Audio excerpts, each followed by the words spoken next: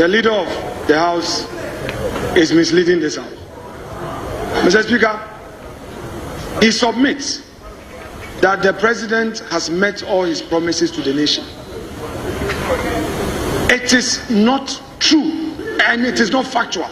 Mr. Speaker, this government promised the women banking policy. Only 50 million. Only 50 million. Only 50 million. Mr. Speaker, Mr. Speaker, Mr. Speaker, 2, they made a huge commitment to agriculture. If you look at the budget, they allocated 1.5 billion cedis. Of the 1.5 billion, 900 million plus goes into compensation. Nothing for agriculture. Mr. Speaker, he pretended he didn't hear me on the 24-hour economy. In his SONA, in the State of the Nation address, the President promised this House that when the Finance Minister comes, he would introduce the 24-hour economy in a policy. Mr. Speaker, government financial policy outlines its budget for the year. The Finance Minister didn't say anything. The Finance Minister ran away from their own flagship initiative. The issue of taxes. You said you were going to take away the taxes at the ports. Apart from the e-levy, what have you done? Mr. Speaker, for you to now rise on your feet to mislead Ghanaians that you've met all your promises. Where is the women banking? I'll give you the floor. Where is the 50 million? You promised when you were swearing in your deputy ministers. You said there will be some deputy ministers coming the following week. That was 3 months ago. Walk the talk. Walk the talk. Walk the talk. What is happening? Where is the 24-hour economy? The youth, thank you very the much, mass, Honorable the youth. Minority Leader. You promised jobs. Honorable Minority Leader, thank you very much. Mr. Speaker, I'm concluding. Yes. You promised the Ghanaian youth 1 job, 3 shifts. You promised Ghanaians 1 job, 3 shifts. Today, no job for the youth. You come here, the finance minister, instead of paying contractors who have taken loans, businessmen who have taken loans, the road contractors, you won't pay them. You come here, you say we should commend you. You won't pay contractors. You are waiting to pay them after mid-year, and then you say the dollar, the cedi is stable. We are interested in fluidity in the economy. Finance minister, are you paying them? Businesses are not importing. Spare parts are not available because they don't have the means. Minority Leader, is that your conclusion? What business? Are you promoting business? You are not promoting Honorable business. Minority and Leader. then you come and tell us that you are Honorable Minority Leader. Mr. Speaker, arrest my case. Rule him out of order. He's misleading the House. The leader of the House is leading the House. Majority Leader, you have the floor. You are misleading the House. Majority Leader, you have the floor. Where is Ken? Where is Ken? Where is Ken? You promised us that you will bring Ken to this House. He came to this House and made a promise. You promised this House that you will produce Ken. You will produce Ken of Odiata in May. We are in June. This is the 3rd of June. Where is Ken of Odiata? Mr. Speaker, he should no longer be heard in this House. Because when he makes promises, he doesn't fulfill them. He comes here and makes promises and never fulfills them. And yet he is questioning. Minority Leader, this is a presentation of a bill. First reading. This is first reading. Mr. Speaker, would the majority side, Mr. Speaker, would the majority side extend some courtesy?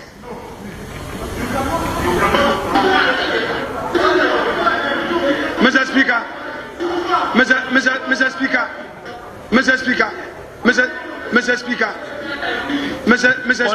Honorable Minority Leader. Mr. Speaker. Honorable Minority Leader. Mr. With Speaker, all due respect. Mr. Speaker, would the Interior Minister show some courtesy? Would the Interior Minister show some courtesy? Honorable Minority Leader, I employ both of you to resume your seats. I employ both of you to resume your seat. Humbly resume your seat. Mr. Speaker, you called me. Humbly resume your seat. Both of you kindly resume your seat with all apology. With all apology to both of you, resume your seat. Honourable members, the energy sector. Mr. Speaker, with respect, the surprises are becoming one too many. Mr. Speaker, how can the finance minister in one breath repeal e-levy and reintroduce e-levy? Mr. Speaker, Mr. Speaker, we went into conclave. The issues that he just raised as justification for running this bill through a certificate of urgency, it never came up. Mr. Speaker, will the Interior Minister, who was up challenging me, ask the Finance Minister to tell us under what rule he came under? Mr. Speaker, what is the precedent that is being set? Mr. Speaker, Hansa is watching. Hansa is taking note. One day it will come and hound them. If today they think they have no mess, they will bulldoze their way. So be it. Have your pleasure. But bear in mind that someday what you are doing will come and haunt you. Mr. Speaker, with all the justification,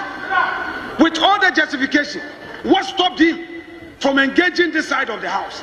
This morning, I must be honest that the majority leader whispered to me that something of urgent importance, of urgent value would come. Mr. Speaker, it is only important that we engage and you let us know. You come with your justification. You came here to present your budget. You presented your budget saying you are not going to introduce new taxes, new levies. Then you turn around, you say you are repealing e-levy. You are all over the place. Now you are bringing back e-levy. And then you say that the Ghanaian public will not feel it. Mr. Speaker, you repeal e-levy, reintroduce e-levy. That's what you are doing. What are you? This is the e-levy. You have introduced e-levy. Then you say that you run it through certificate of urgency. Mr. Speaker, honourable members, the e-levy being introduced. Honourable members, this is a house of record. What is it? Honourable members, this is a house of record. The bill introduced, which I have just referred, is energy sector levies bill. It is e-levy. So this is not electronic levy. Mr. Speaker, with respect, allow the minority to have its say. You allowed the minister to speak. What is energy sector levy? Short form e-levy, is it not it? The energy. What is energy? Is it not E? How do you spell energy? Is it not capital E? The short form of the law, the levy, is e-levy. You are reintroducing e-levy. That's what you are doing. Reintroducing e-levy. And you are going to tax Ghanaians. Mr. Speaker, and you say under certificate of urgency. Yes, Honourable Minister for Interior. Thank you, Mr. Speaker. Thank you, Mr. Speaker. Mr. Speaker, I think the minority leader should know that as one of the leaders in the House, he must learn to respect the rules of the House. Mr. Speaker, the way the minority leader keeps hijacking the floor, he rises, he doesn't make reference to any rule, he speaks out of rules, he just speaks. It's absolutely wrong, Mr. Speaker. Mr. Speaker, I want to refer the House to Order 160, under which this business that was just concluded was done. 160. Mr. Speaker, with your permission, a sponsor may submit a bill to Parliament without publication in the Gazette, where the sponsor of the bill consider the bill to be of urgent nature. Mr. Speaker, the Speaker shall refer a bill to the appropriate committee for determination of the urgency or otherwise of the presentation, and end the first reading. Mr. Speaker, 3. Where the committee determines that the bill is of an urgent nature, the committee shall inform the House by a report. Where it is determined by the appropriate committee of the House that a particular bill is of an urgent nature, the provision of Article 106. Mr. Speaker. Mr. Speaker.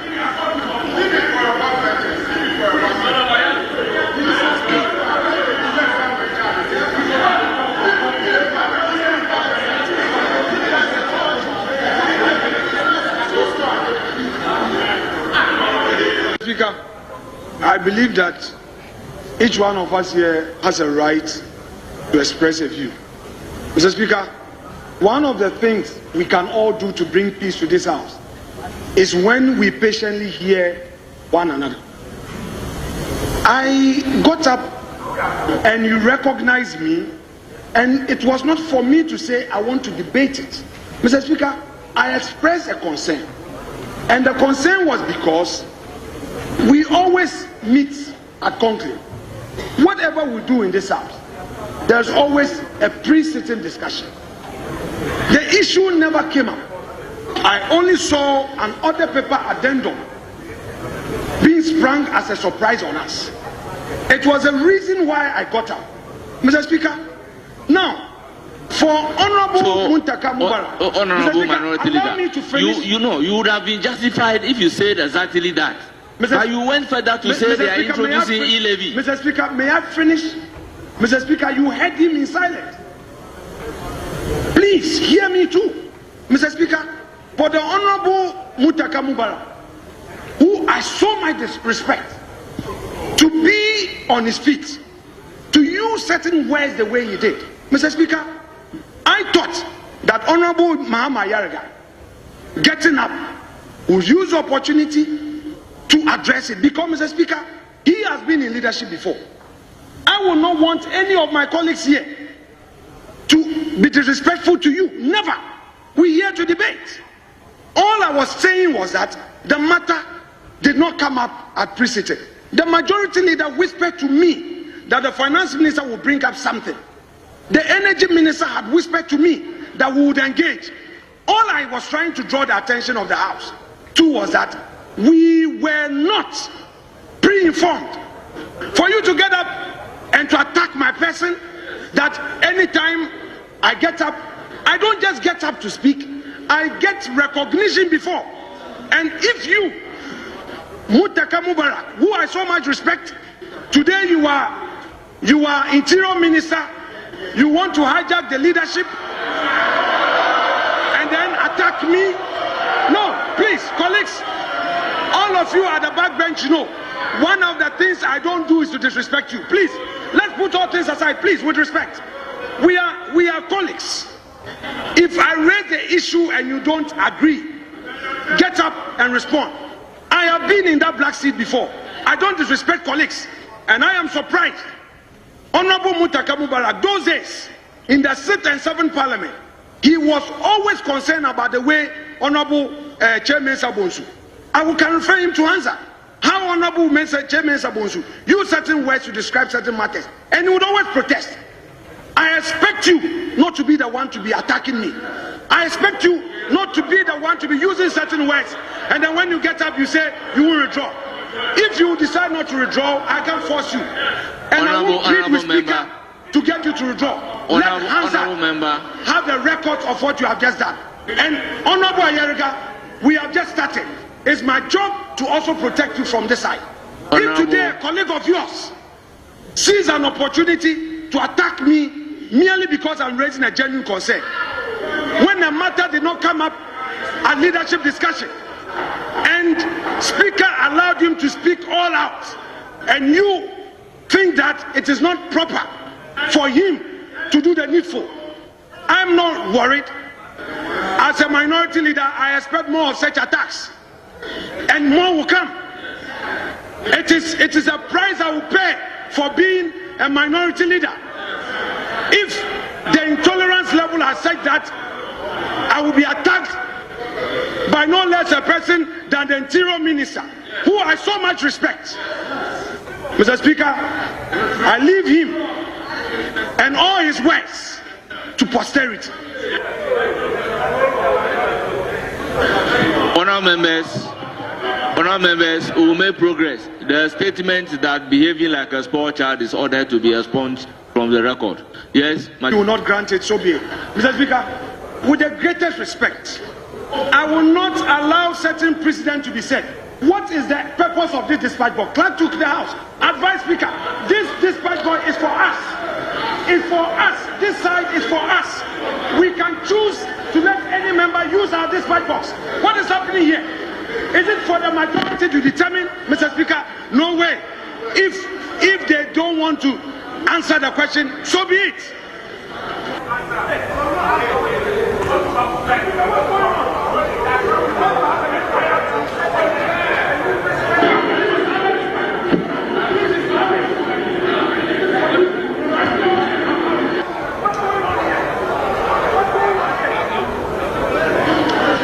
Honourable members, order. Honourable members, the rule is very clear. The dispatch box is really for the ministers. But when leaders are going to make special statements, then they can make the statement using the dispatch box, not when they are to ask questions. Our members, the rule is very clear. So let's follow the rules and operate within the ambit of the rules. Unless I am shown the order under which a leader is supposed to ask questions from the dispatch box. Unless you point at the order for me.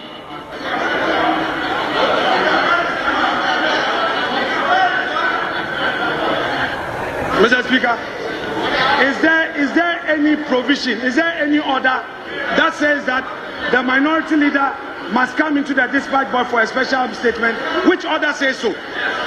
Which order says so? Tell us which order. Mr. Speaker, let us stop what we are doing. Let us stop what you are doing. One day, it will come and hand somebody. This dispatch box is for the minority. They have theirs. Honourable Minority Leader, if you won't take your chance to ask the question, may I move to another question? Mr. Speaker, if it is your pleasure Minister to allow him to do so, you may now take a question from Honourable Xavier Kojo Sosu. Honourable Xavier, you have the floor.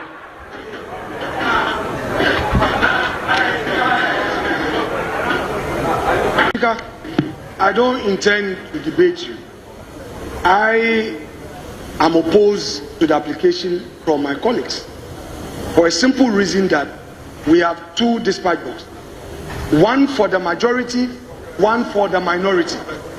In leadership, Mr. Speaker, I will not encourage a precedent that one day will come and haunt us.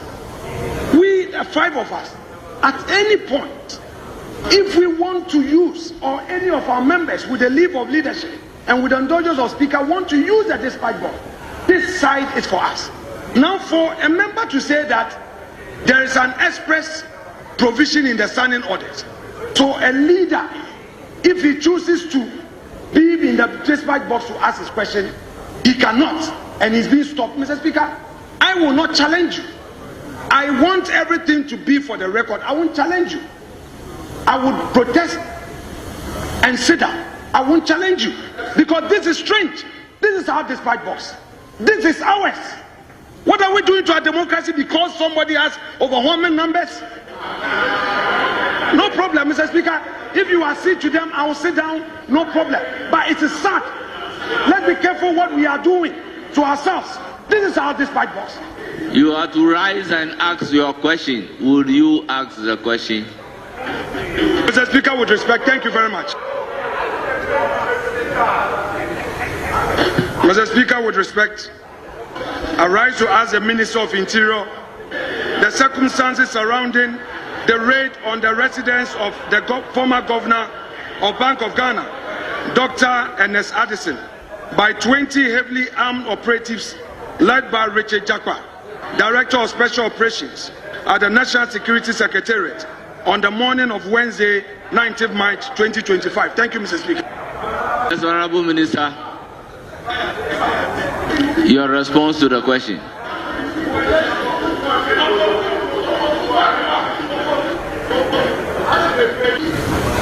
Mr. Speaker, I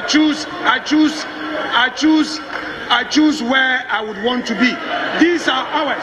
Mr. Speaker, these are our bona fides. You can't interfere with it. Any member can come here. It is ours. Yours is there. Yes, that is yours. This is ours. You see, Honorable Minority Leader, Mr. Speaker, with all due respect, if your members get up to come to the dispatch box and speak, and you are saying that this is for you, so every member can come here and speak. Is that the practice? Is that the rule? So what difference does it make if you ask your question from the dispatch box and you rise to ask a supplementary question from your place? Members. Mr. Speaker, the Honorable Interior Minister tells us in his answer that the warrant allowing them to search was properly procured. Would he be kind enough to tell this House the purpose for which the search was conducted?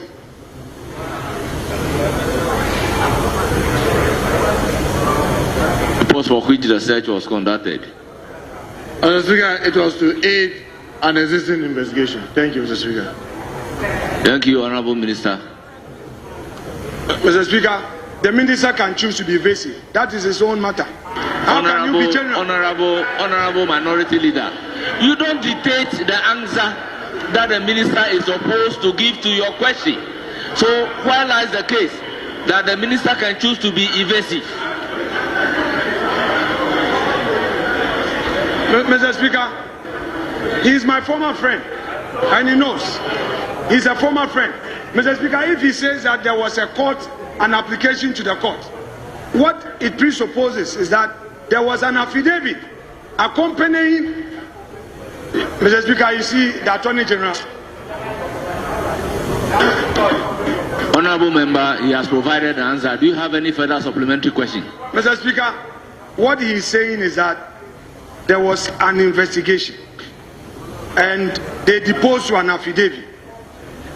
An investigation is not allowed. There must be a reason, a particular reason for which you go to a man's house to search. Are you aware that when the officers got to Dr. Addison's house, they said they were looking for cash? Are you aware? Honorable Member, that cannot be a supplementary question. Mr.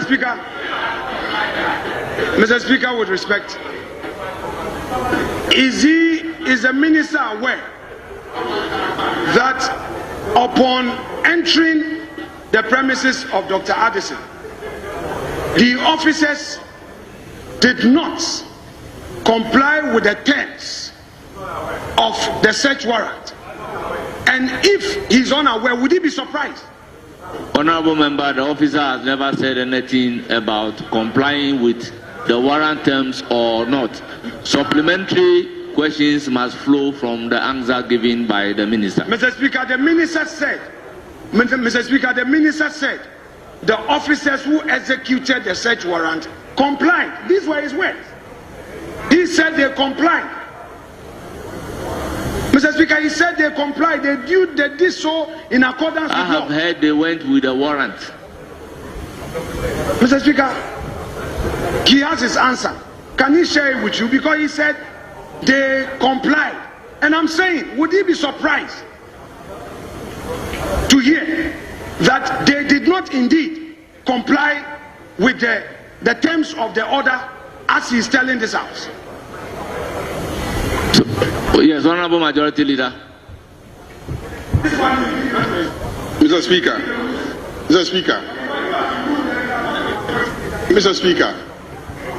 Our standing orders are very clear on questions that can be admitted, and that includes supplementary questions. A question shall not, Order 86, a question shall not, F, solicit the expression of an opinion or the solution of an abstract legal case or a hypothetical proposition. Hypothetical proposition. Soliciting opinions. All the questions that he's been asking are soliciting opinions. Raising hypothetical questions. Making charges that he cannot substantiate. Mr. Speaker, before you ask questions, make sure your facts are well known to you and that you can substantiate the facts. If we ask you to substantiate any charge that the officers went beyond the terms of their warrant, will you be able to substantiate it here? Please, let's follow the rules when we are asking questions. They are very clear. They are very, very clear.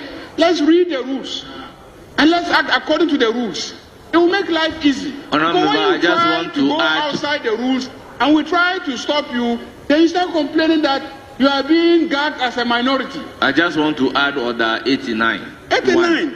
Yes. 89 one said, as soon as a question is answered, any member, beginning with a member who asks the question, may without notice ask supplementary question for further clarification of any matter of fact on the answer. Yes. But the supplementary question shall not introduce a matter not included in the original question.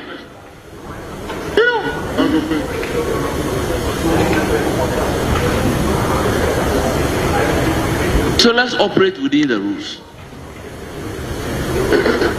Mr. Speaker, the minister tells us in his answer that these 20 heavily armed operatives led by Mr. Richard Jakpa, Director of Special Operations at the National Security Secretariat, who on the morning of Wednesday, 19th of March 2025, searched the premises of Dr. Addison, the former governor, did so within the law. Mr. Speaker, in view of the public complaint, the complaint that came out of Dr. Addison regarding the mode of the search, would the minister take steps to address these? Mr. Speaker, will the other colleagues allow the minister to pay attention to the question? Instead of becoming coaches, they say they don't want hypothetical questions. This is not hypothetical. Would the minister focus? Would the minister focus? Now, Afenyo Markin has one question. Many coaches. Let me deal with the minister. He's capable. Mr. Speaker, doesn't matter. Mr. Speaker, in view of the complaint from Dr. Addison regarding the manner of the search, the public outcry as a result of the entering of his premises at dawn, banging of doors, forcefully opening his door. Mr. Speaker, would the minister take these public concerns on board in future operations? Would he take it on board in future operations?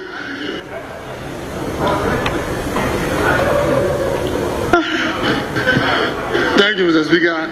Mr. Speaker, so far as I'm concerned, I have neither received a complaint from Dr. Addison or any member of the public about the operation that was carried on the said day. Thank you, Mr. Speaker.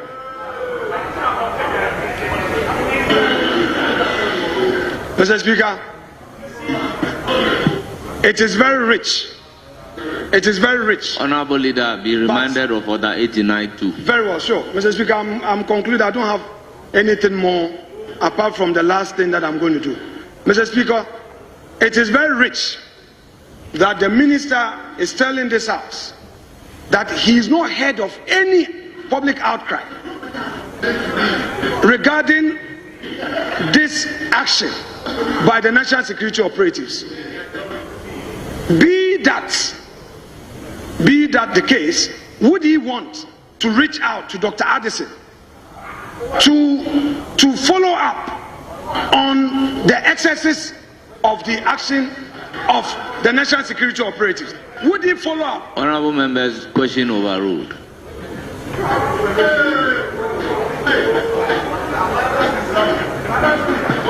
Yes, honorable member, you have the floor. Thank you very much, Mr. Speaker. Mr. Speaker, thank you for the opportunity to add my voice to this debate. Mr. Speaker, first I have a preliminary matter that I want addressed. If you look at page 1 of the report, paragraph 2.0, the committee's report reads, and with your leave, I quote, "The committee met to determine the urgency of the bill pursuant to Standing Order 1062 of the House." Mr. Speaker, I have read Standing Order 1062. Unfortunately, if you go into our standing orders, there is no Order 162. The 106 we have has to do with withdrawal of motion. So, Mr. Speaker, 106. No, please, with respect. I'm saying that I'm raising a preliminary matter for consideration before I go into the substance of the matter. With respect, page 1 of the report, paragraph 2.0, urgency of the bill, quote, "The committee met to determine the urgency of the bill pursuant to Standing Order 1062 of the House." Mr. Speaker, I am speaking from the records of the committee's report. Now, if you go to the standing orders, we only have Order 106. 106 has no 1, has no 2. It deals with withdrawal of motion. So, Mr. Speaker, if this report is seeking to withdraw the motion, then there's no need to debate it. We've been told that we should act within the rules. So, Mr. Speaker, is it the pleasure of the chair of the committee to do the needful so that, I come back to do my debate? Because, Mr. Speaker, this is a very fundamental matter of reference to our rules, and it is nowhere in the rules. There is no Order 1062 in our rules book. No, I don't know. That's why I'm bringing it up.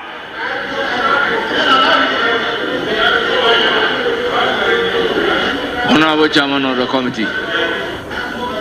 Yes. Mr. Speaker, it is obviously an error. We came pursuant to Order 160, not 106. It's 160. Leave accordingly granted. The report is corrected.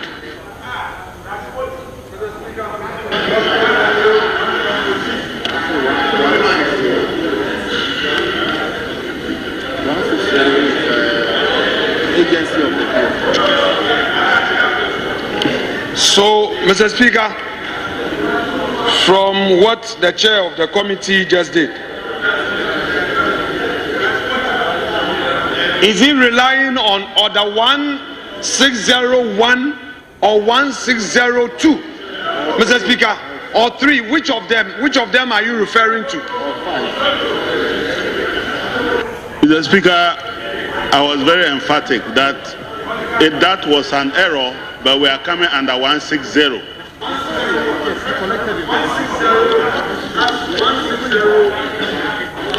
Honorable Minority Leader, 160. it doesn't lie within your power to say whether it is 1601, 1602, or 1603. In interpretation, once he said 160, take the 160 as a whole.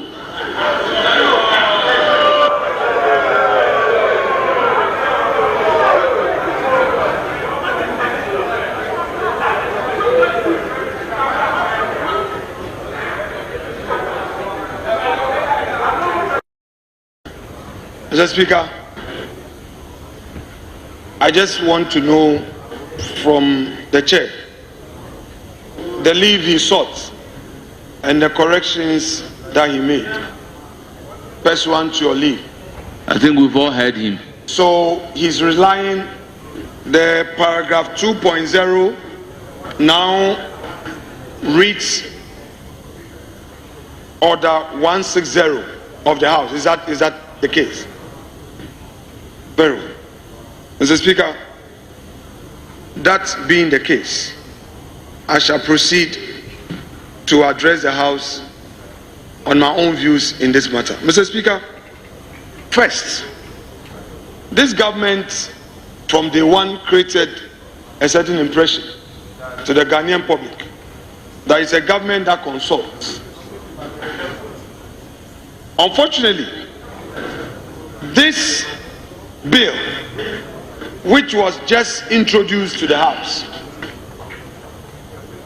had no prior consultation. Mr. Speaker, the government is telling us that it is against taxation and levies, and that introducing taxes and levies will burden the ordinary Ghanaian. What we are seeing today is that after repealing e-levy, the government is introducing another e-levy. Mr. Speaker, government is saying that it is introducing 1 Ghana cedi e-levy on petroleum products. 1 Ghana cedi. So, Mr. Speaker, 1 liter, 1 Ghana cedi e-levy. If you buy a gallon of petrol, it is 4 cedi 50 pesos e-levy. So, Mr. Speaker, this government is imposing 4 cedi 50 pesos e-levy on a gallon of petrol that we buy.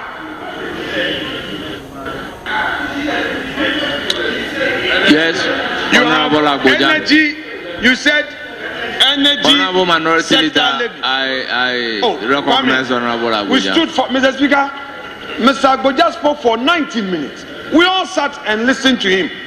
Very well. I would allow you, this is your government's bill. If that's what you want to do, it's 10 o'clock. Let's proceed. No, Honorable Mr. Abuja, you have Speaker, the when floor. we do it to them, nobody should cry. It's okay. Filibuster, go ahead and filibuster. Mr. Speaker, my nephews do watch parliamentary proceedings. They know what e-levy was, which was repealed. When the minority leader keeps talking about e-levy and they are watching, they may get confused. To save my nephews, let the minority leader just know that there's no semblance of e-levy in this house today. So you are debating a completely different bill. Actually, I want to suggest that perhaps he's been given the wrong bill, because there's no e-levy in this house. Energy sector levies, no, energy sector levies is not e-levy. How can you say it is e-levy? Show us which bill, what is the title of the bill you've got? What is the title of the bill you've got? You said you are Catholic. Do you have e-levy on your paper?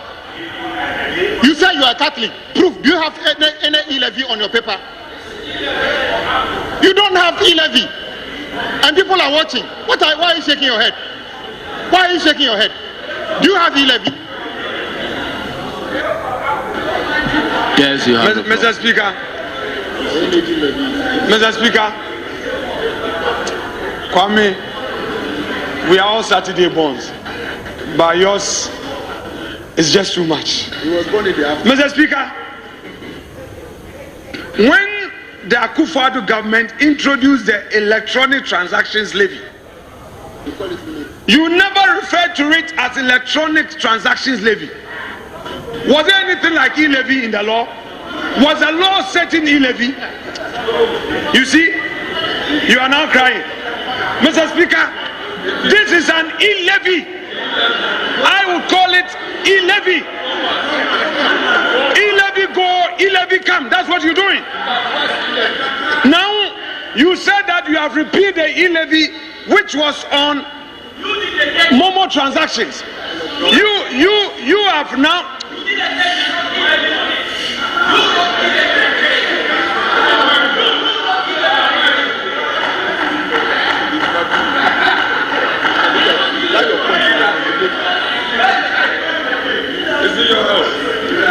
Don't forget that when I sit down, your leader is going to be on his feet. So be careful. When I'm done, the last person to speak is the leader of the house. So continue. Continue. When I'm done, I'm not the final person to speak. When I'm done, he would be the next. So continue. You continue.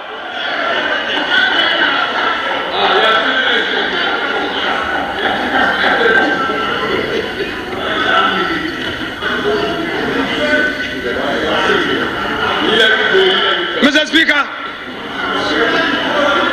the Akufo-Addo government introduced a levy on Momo transactions. Our friends criticized it. They came and they repealed it.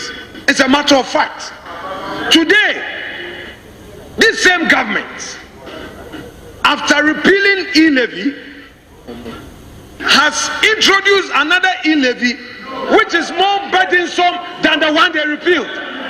This e-levy is imposing 4 Ghana cedis, 4 cedi 50 pesos on a liter, on a gallon of petrol. How much were Ghanaians paying for the Momo levy? Mr. Speaker, now you said you are not going to introduce taxes. You are now introducing e-levy, and your e-levy is more expensive than the e-levy you repealed.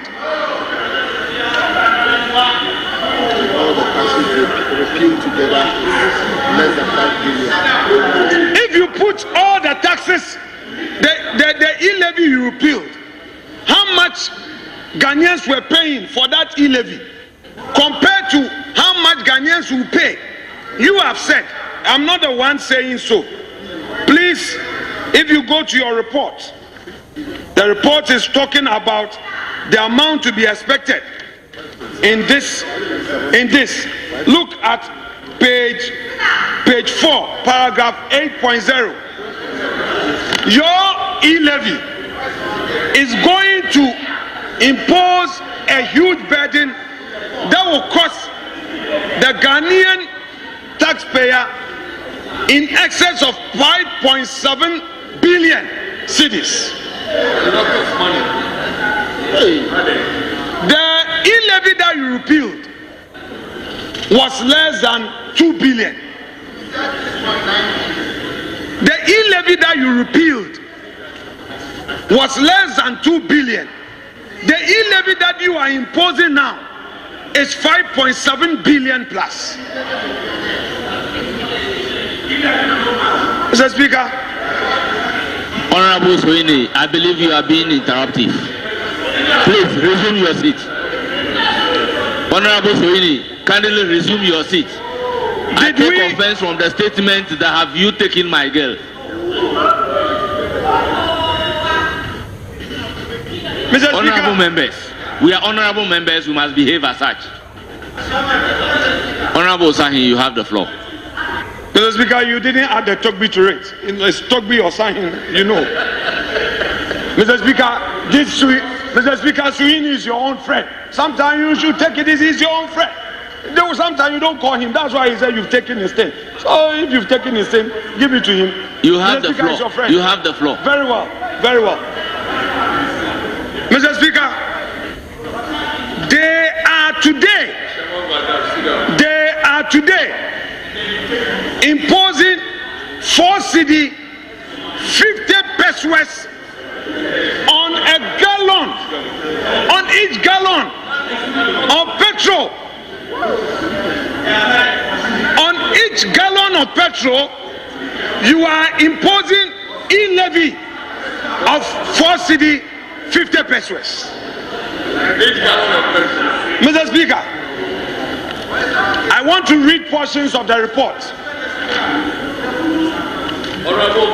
Mr. Speaker, the minister said, under object of the bill, I quote, paragraph 5.0, the purpose of the bill is to amend the Energy Sector Levies Act 2025, Act 1135, to increase the rates of the energy sector shortfall and debt repayment levy in order to raise additional revenue to support the payment of energy sector shortfall, reduce energy sector debt, and stabilize power supply. Mr. Speaker, Honorable Kwame Agoja was talking about payment of road contractors. Mr. Speaker, for the records, this bill, this levy is not for the payment of road contractors.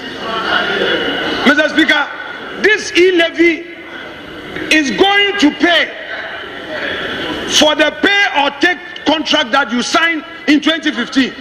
This e-levy. Mr. Speaker, in 2015 in this house, Dr. Mark Esebeyabua took the NDC government to the Supreme Court, questioning the government on why it was signing power purchase agreement without recourse to Parliament.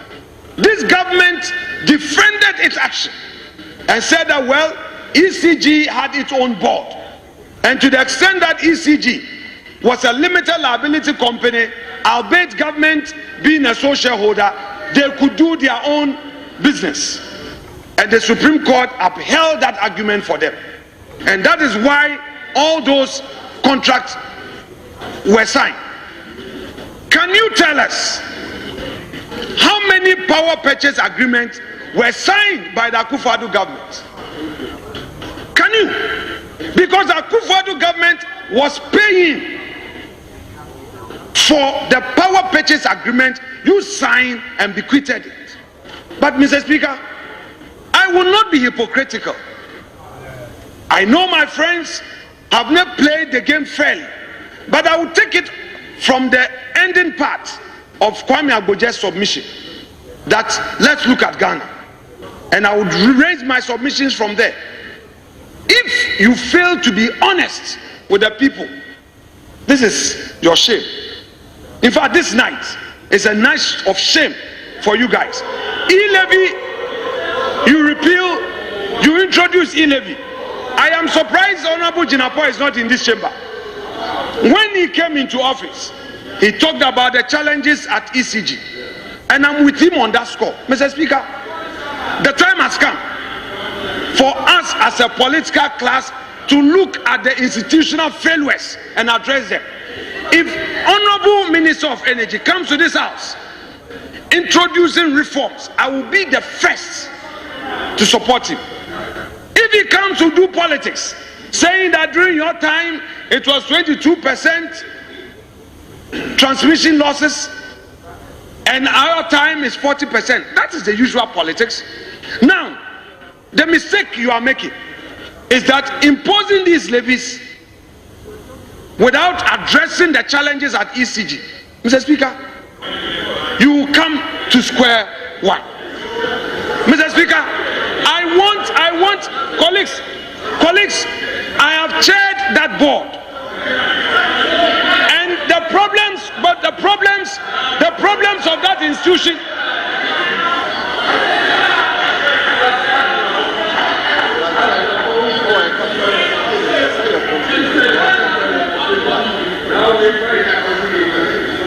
Mr. Speaker, the fact that I'm in opposition does not mean that you in government should fail. No, Mr. Speaker, but I'm saying that the challenges in that institution is beyond you in government and I in opposition. If we want to look at it with a partisan eye, gentlemen and ladies of this chamber, we would always come here and argue, but the problems will be there. I am rather proposing to this government that focus on reforms at ECG. The power we produce,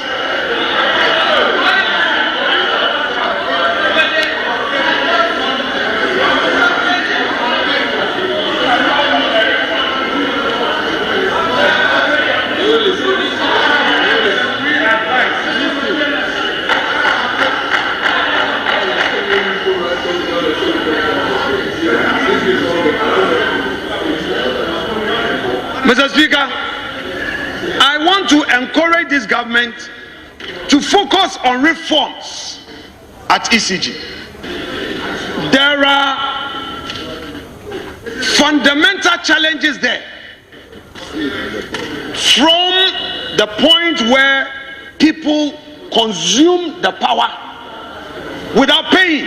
Mr. Speaker, I'm not with the report now, but Mr. Speaker, for the 3 or 4 months that I chaired that board, there was a report that I had a privy of going through, and it was alarming. What was it? That less than 30% of the users of the power we generate actually pay. Most households have illegally connected. Most factories do not pay power. So, Mr. Speaker, in this chamber, instead of we doing the MPP NDC politics, let's spare a moment of our time. Today, with technology, there is nothing you cannot do. I hold a view that even aside this bill, you are going to get some 5.7 billion cedis if the reforms are properly handled. Mr. Speaker, quite obviously, you can rake in more and more and more, because when we have a stable energy sector, it benefits the economy, it benefits our people, and government will be able to use resources to develop the nation rather than always going to use it to pay. Mr. Speaker, can you imagine this 5.7 billion divided by 276? This is supposed to be monthly, correct? Yeah. Divided by 276. It means that this money could be for our people infrastructure. 400,000 or more can come to each constituency. So, Mr. Speaker, if we do not take steps to introduce reforms at ECG, at Ghana Gas, at VRA, at BUI, Mr. Speaker, we will come back again to say we are imposing another e-levy. And this is what I want my friends in government to take advantage of and do those reforms. For now, the reforms they spoke about, nothing has been done. When they took office, they were chasing after containers, trying to talk about containers that were not even in the custody of ECG, claiming that those containers have been stolen. All of a sudden, they say the containers have been found, and they've not held a press conference on it. They only smuggled the report to graphic to publish it on front page, and they went quiet. They forgot about the damage they did to the reputations of the management and the board of ECG, knowing that at the time they made those statements, those containers were not in the custody of ECG, but were in the custody of the ports. Mr. Speaker, there is a limit to mischief. When we get on the campaign platform, of course, we can make promises. Once you come into government, you have to recline and face the reality. Dr. Forson came here to promise us that there will be no taxes. No new taxes will be imposed. No new taxes will be imposed. No new levies. Mr. Speaker, today, what is the time? 10, as I speak, is 10:22.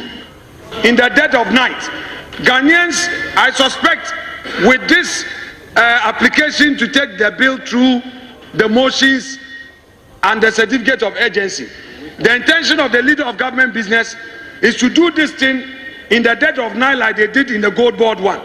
So Ghanaians will wake up to another e-levy. To another e-levy. When you have not introduced any reforms in the energy sector, all you are doing is imposing. Honorable Minority Leader, I recognize Minister responsible for education. Very well, Mr. Speaker, I yield to him in accordance with your orders. I will yield. The Honorable Minister of Education, today you've decided to be the number 6. So you are coming on a point of order or point of information. I will yield to you. You guys will never listen to others in silence, but it's okay. Don't forget that when I'm done, your leader will speak. Minority Leader. What you forgotten. Honorable Minority Leader, with all due respect, I indicated to you humbly that I recognize the minister responsible for education.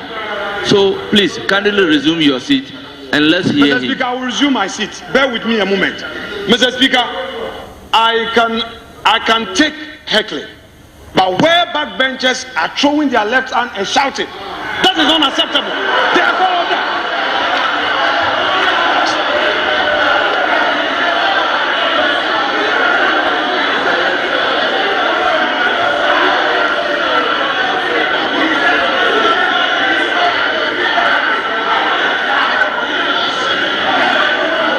Mr. Speaker, that is very disrespectful. That is very disrespectful.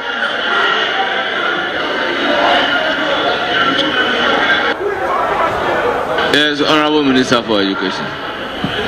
Mr. Speaker, let me thank you very much.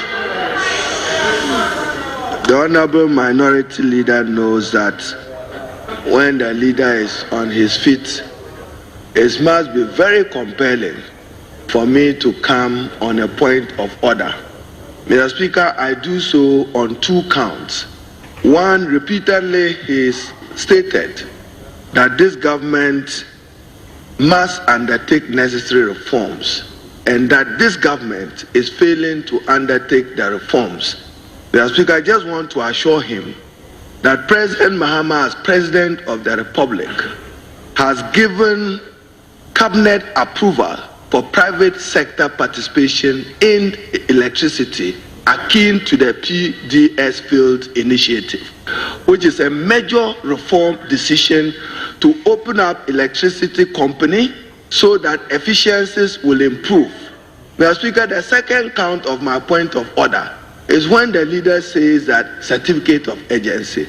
And Mr. Speaker, you are presiding. Certificate of urgency on what? This is a financial bill. The combined effect of Article 1062 and 108, this is not a bill you should be debating urgency. Indeed, the Minister for Finance introduced this bill in daylight in order that he can save the country from Dumsor tomorrow. This government will not sleep and wake up tomorrow to be blamed that this country will be subjected to another energy failures that will cripple the private sector, cripple individuals from undertaking their economic activities. So, Mr. Speaker, let the leader be reminded that I respect your law. Read the combined effect of Article 1062 and 108 combined. This bill is a financial bill and can walk the process and be concluded today in accordance with the Constitution and the law. I thank you, Mr. Speaker.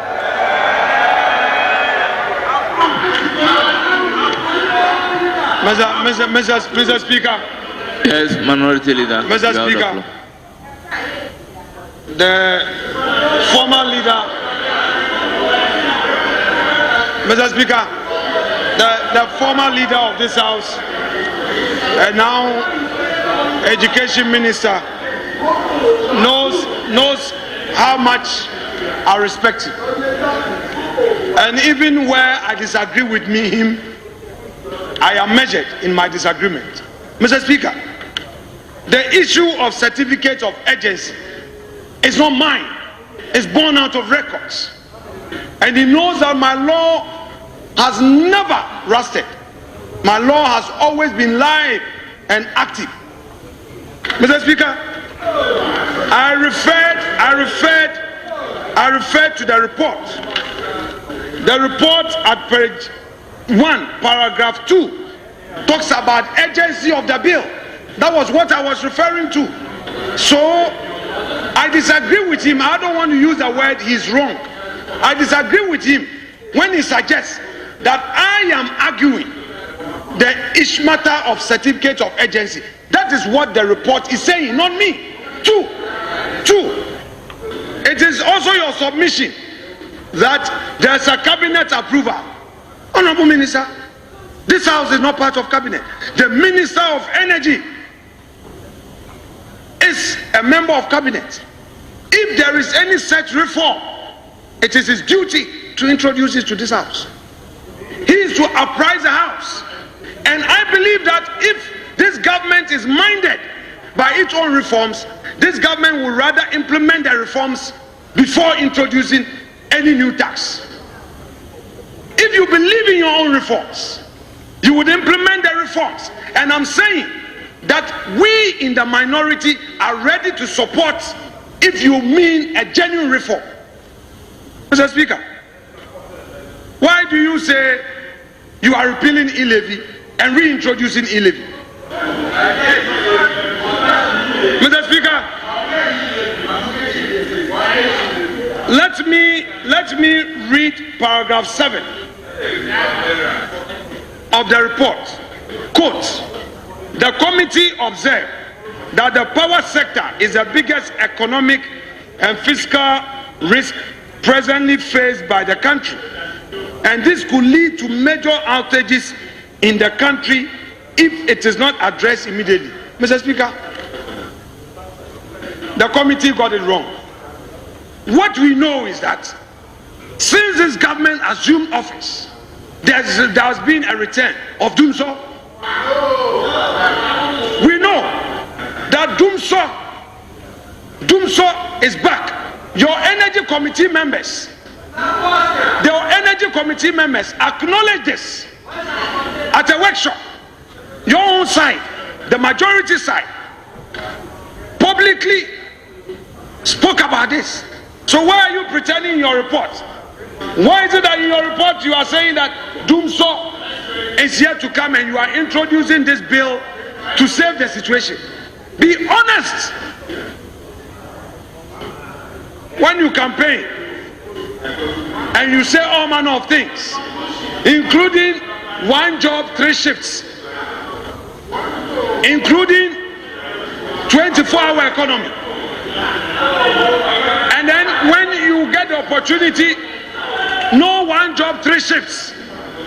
When you get the opportunity, you are unable to lead the country on that path of your own promise. Then you come that Ghanaians should now pay 4 cedi 50 pesos per gallon of petrol.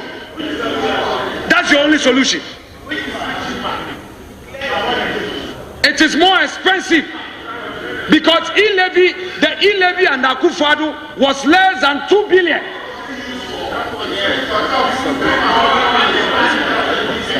This your e-levy is going to cost the Ghanaian taxpayer 5.7 billion and more.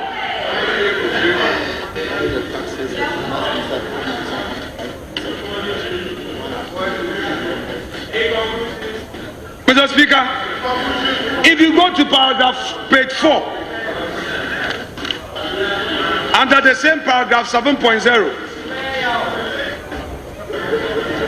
the committee concludes on that paragraph with this very curious statement. The decision to increase the levy on petroleum is based on the need to find a balance between ensuring stable power supply while promoting financial sustainability of the sector. Do you have a long way to go? Pardon? Do you have a long way to go? No, Mr. Speaker, I'm just going to conclude. Very well. Mr. Speaker, the decision to increase the levy on petroleum prices is based on the need to find a balance between ensuring stable power supply while promoting the financial sustainability of the sector. This is what the committee is urging upon us. Then when they had the opportunity, the energy minister was once again doing the usual politics, NDC, MPP. Mr. Speaker, the solution does not lie in partisan political blame game. The government communications minister, when he had his opportunity to speak on this matter, was rather saying that increasing this levy, imposing more levy on Ghanaians, is a patriotic act and a call to duty. That is what was coming from him. Very rich. Very, very rich. Mr. Speaker, were they not the people who said they were against taxes and levies? What has changed? What has changed?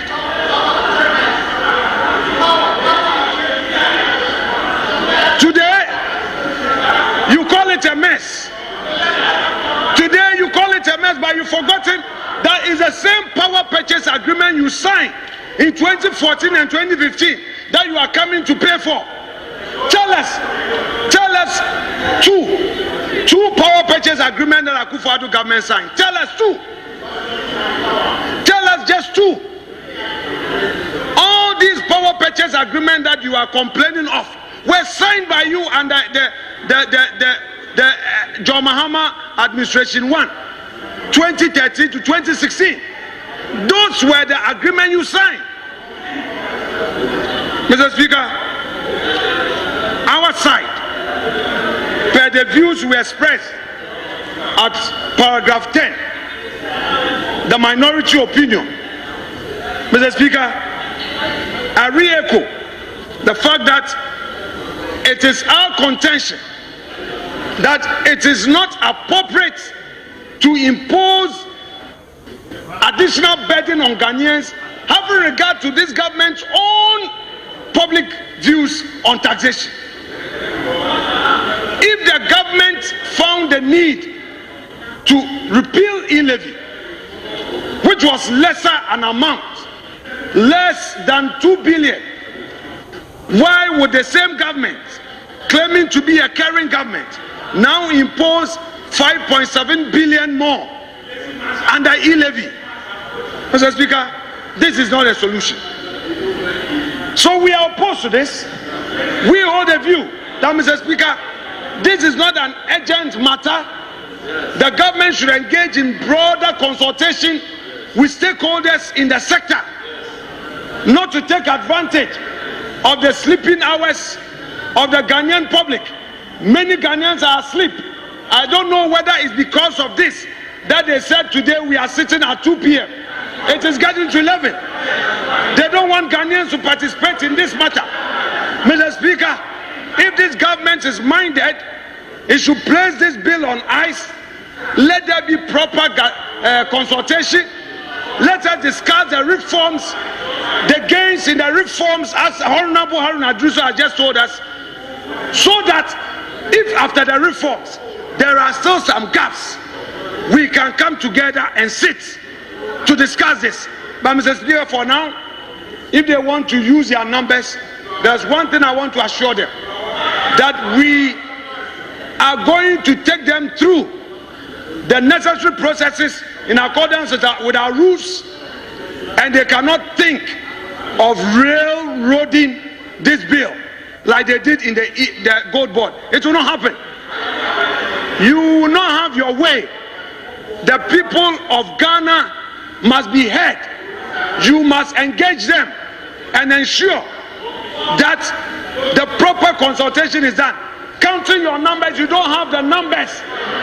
You don't have the numbers to take this thing through.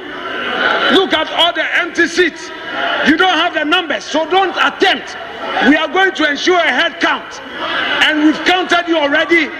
You are not up to the threshold to take a decision. You don't have the threshold to take a decision. So we know, and we are forewarning you. Mr. Speaker, I rest my case. Yes, Honorable Majority Leader.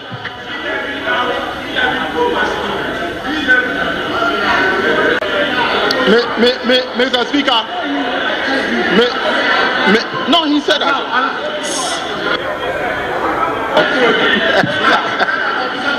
Mr.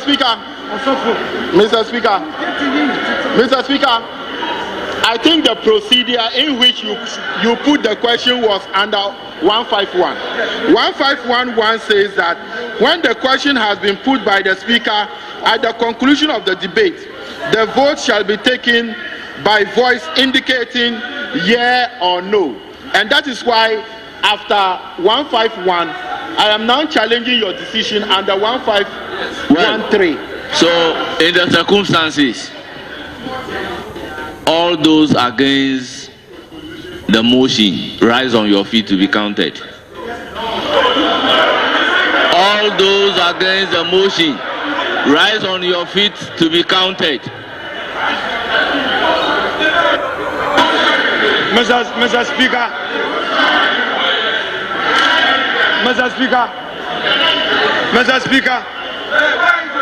Speaker, we in the Justice Abdullahi case, Mr. Speaker, in the Justice Abdullahi case, the Supreme Court decided that it would have to take 138 to take a decision. Mr. Speaker, if the majority, they claim they are super majority, if they have their 187, they should at least bring 138 now and take a decision. You don't have 138, Mr. Speaker. They don't have 138. Honorable Clerk. Come on, Mr. Speaker. All those against the motion, rise on your feet to be counted. So the clerk, I hereby order you to count them. Do your thing.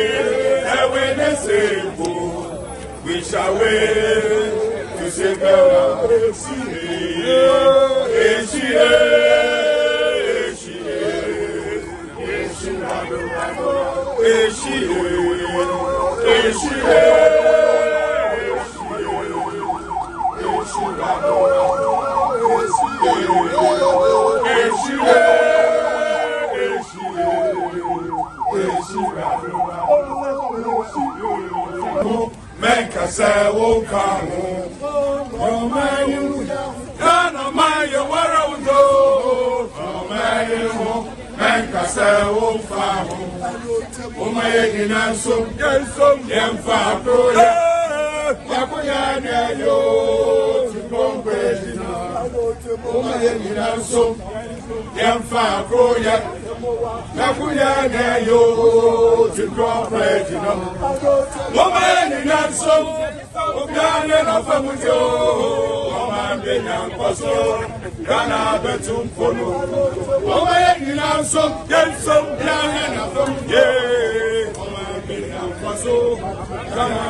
Mr. Speaker, thank you for this. You like this back box, though?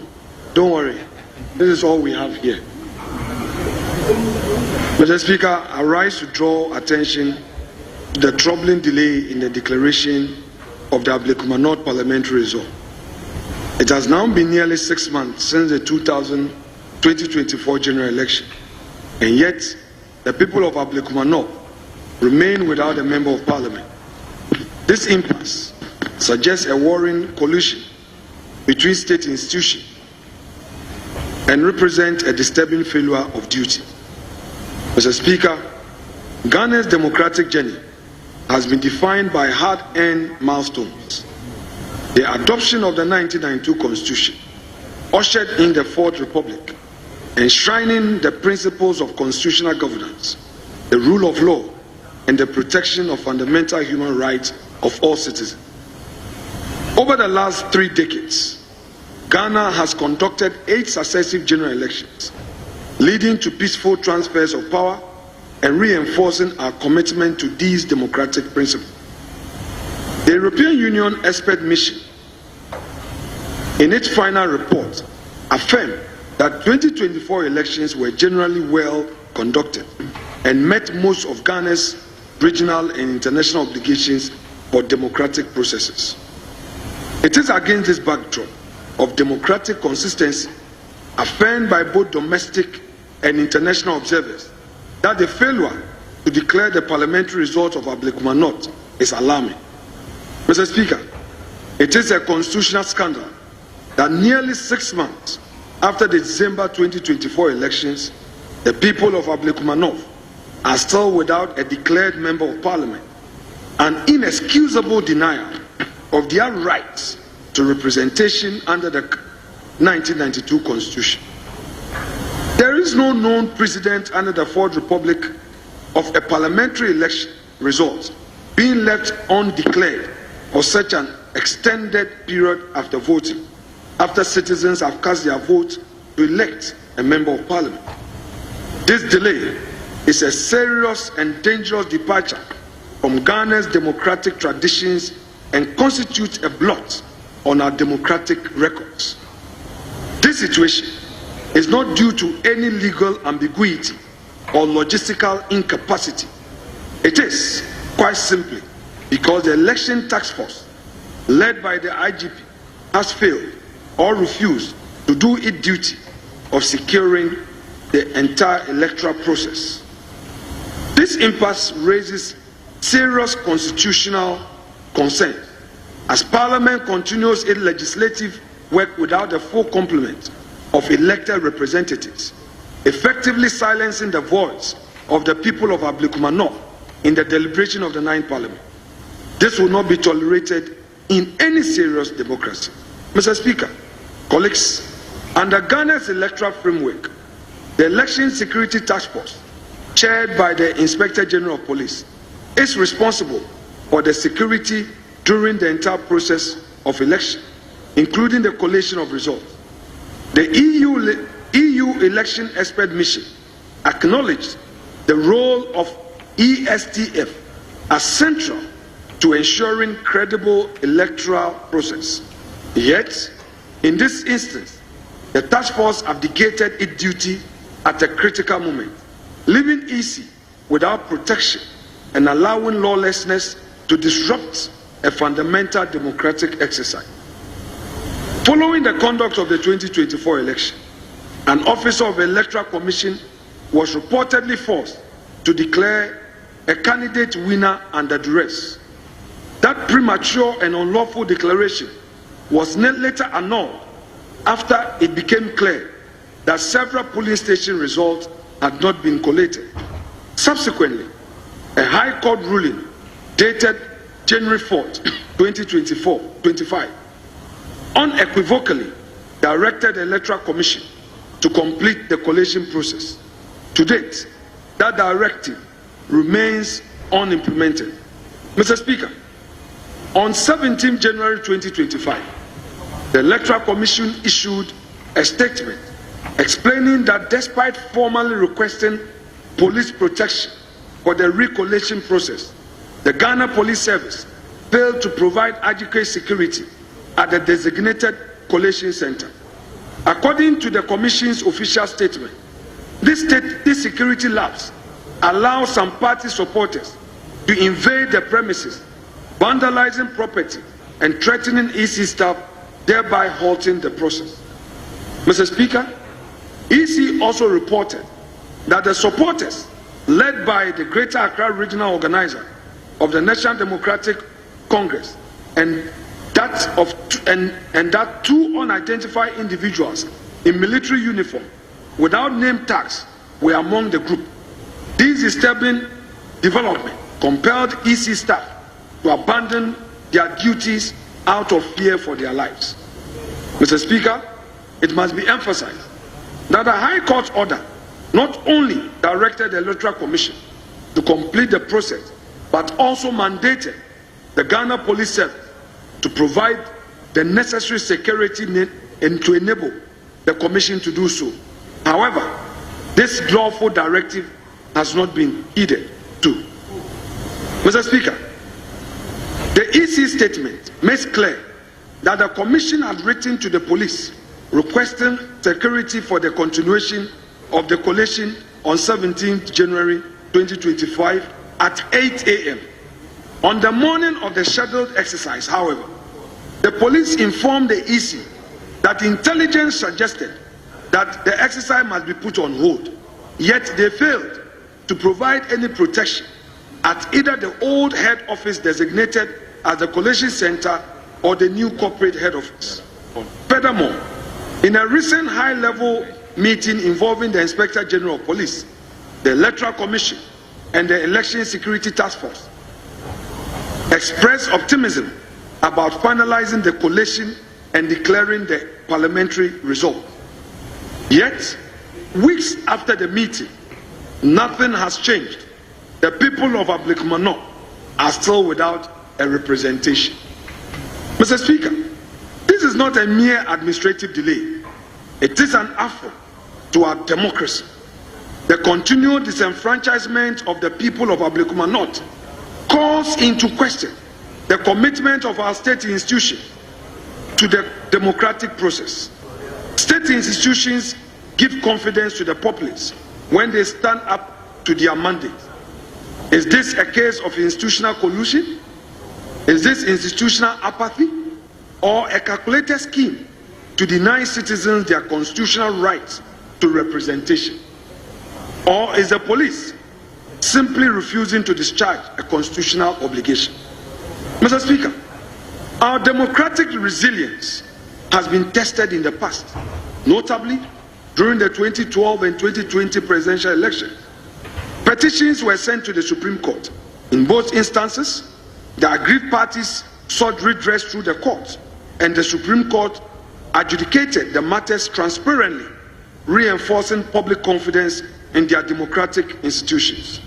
This precedent reinforcing the importance of adhering to constitutional processes and the rule of law. The current impasse in Ablekuma North, however, deviates from this path, as it reflects a failure of state institutions to act decisively and uphold the Constitution. This House, and indeed the Ghanaian public, deserve answers. The Electoral Commission has confirmed its readiness to complete the process, but cannot do so without adequate security.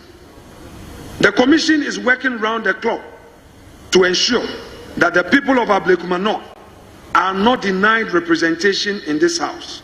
But Mr. Speaker, without the full cooperation of Ghana Police Service, the EC cannot fulfill this mandate. I therefore urge the government, through the Ministry of Interior, to immediately engage the leadership of Ghana Police Service and ensure that the Commission is provided with security it needs to carry out the constitutional mandate in peace and safety.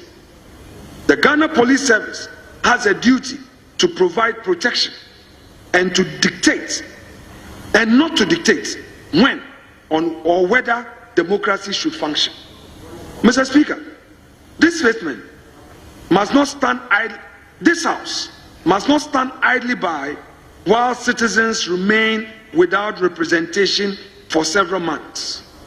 We must insist in the strongest possible terms that democracy delayed is democracy denied.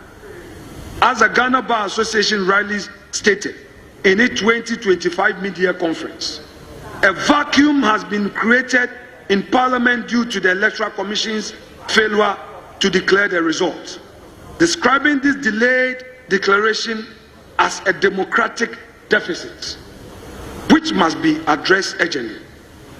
Mr. Speaker, the people of Ablekuma North deserve better.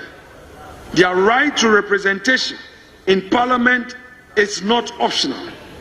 It is constitutionally guaranteed and it must be fulfilled. Enough is enough. The Ablekuma North Parliamentary result must be declared forthwith. Mr. Speaker, to conclude, let me say the general elections of 2024 were a moment of pride for Ghana. Beyond marking our fourth peaceful transfer of power through the ballot box, the early and gracious concession by Vice President Dr. Mahamudu Bawumia was internationally lauded as a mark of democratic maturity. These are moments that showcase Ghana as a beacon of democratic stability in Africa.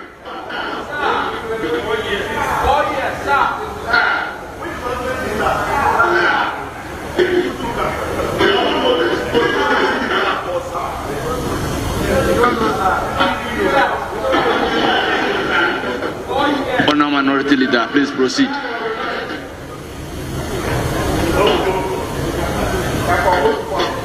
Mr. Speaker, beyond marking our fourth peaceful transfer of power through the ballot box, the early and gracious concession by Vice President Dr. Mahamudu Bawumia was internationally lauded as a mark of democratic maturity. These are moments that showcase Ghana as a beacon of democratic stability in Africa. But what credibility remains if state institutions are unable to safeguard post-election processes? Let us do better for our democracy, and I take this opportunity to thank you.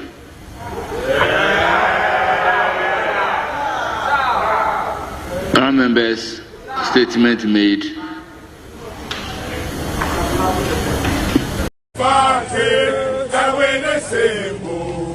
We shall wait to save Ghana. The elephant the way they sing. We shall wait to save Ghana.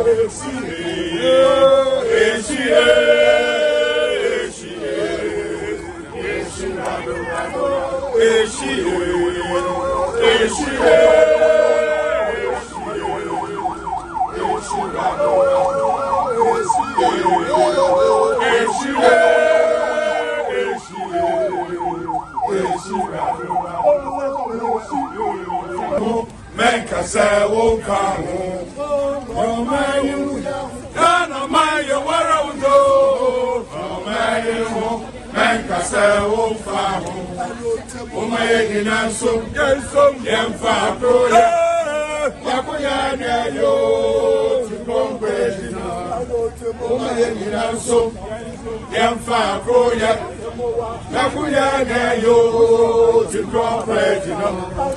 Woman in Nansom, Uganda of Famutio, Woman Benan Poso, Ghana Betum Polo, Woman in Nansom, Gensom, Ghana of Famutio, Woman Benan Poso, Ghana Betum.